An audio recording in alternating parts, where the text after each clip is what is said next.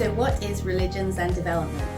It is the study of any and all religious beliefs and practices as they relate to people's work to improve and protect human dignity, well-being and society.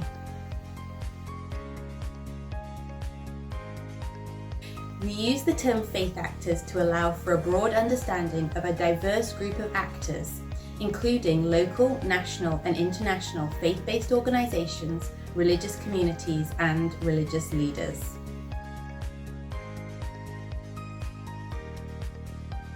Research from the past 20 years or so has established some core ideas in this field. We know that faith actors have important assets such as access to hard-to-reach communities, networks, trust and authority. We hear a lot about the term instrumentalisation, which refers to the observation that development actors can sometimes use faith actors to meet their goals or to push their agendas. Researchers have contended that development actors sometimes display a secular bias, which often manifests as avoidance of religion. So faith actors have at times engaged in proselytisation, where they might offer conditional assistance in exchange for conversion. However, the research has mostly pointed towards the ways in which faith actors regularly and successfully work alongside secular actors to help achieve development goals without engaging in proselytisation.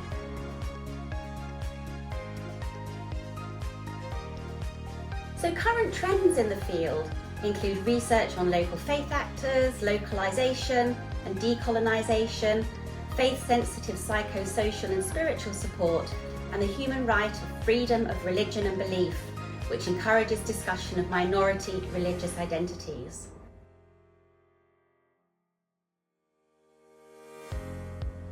So studies show local faith actors' continued marginalisation from humanitarian and development partnerships.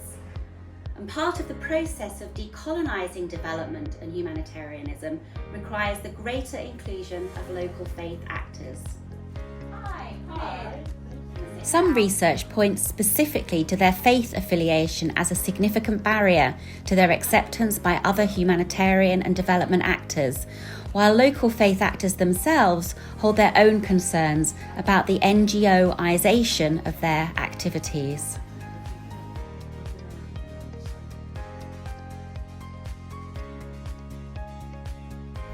The evidence points towards the need for greater consideration of how people's spiritual lives and religious coping mechanisms are part of their experiences of crisis and healing from trauma.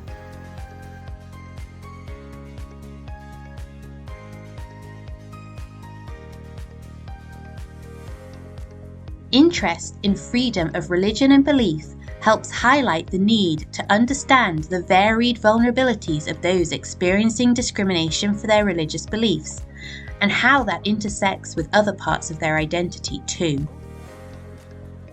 For example, work in this area has demonstrated how poor women who belong to religious minorities particularly need support but are often unreached by development interventions.